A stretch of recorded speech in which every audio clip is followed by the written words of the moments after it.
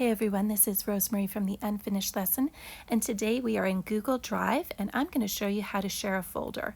While I will be showing you from desktop, I'll give you a few iOS tips as well. Alright, say you want to share something with the Smith family.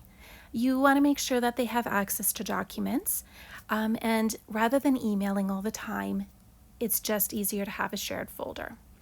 So on the computer, you're going to find the two people and you want to press that. If you're on an iOS device, you're looking for three dots in the top right-hand corner. When you are on the computer, it's going to give you two options. On iOS, you have to choose whether you're sharing or whether you're copying the link. There's two options. You can do both of those. One is more secure than the other, and I will show you both of them. So in this case, we're going to get link.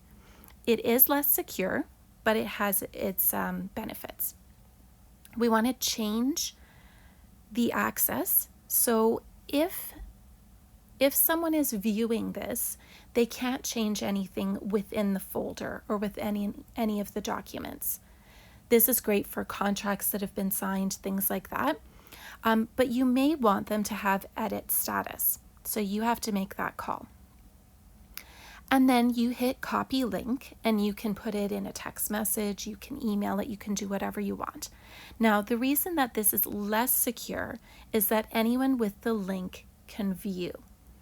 And so I would be careful what you have in there if you don't want it to be shared.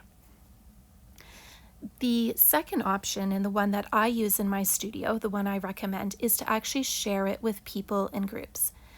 That way, only the people that you have entered are the ones that are able to access the folder.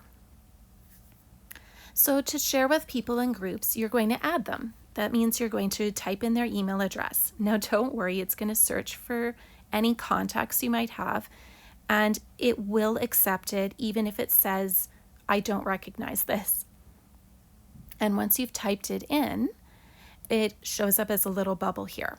Then you have to choose, do you want them to have viewer or editor status? If you want students doing assignments, editor's the option. And you'll see here that I chose viewer for this particular family. But if I wanted students filling out Google documents or anything like that, I'd select editor. Make sure you leave it on notify people, add a little message, and then you can hit send. What it'll do is send an email to whomever you have on there. So thanks for watching. I hope that you found this useful.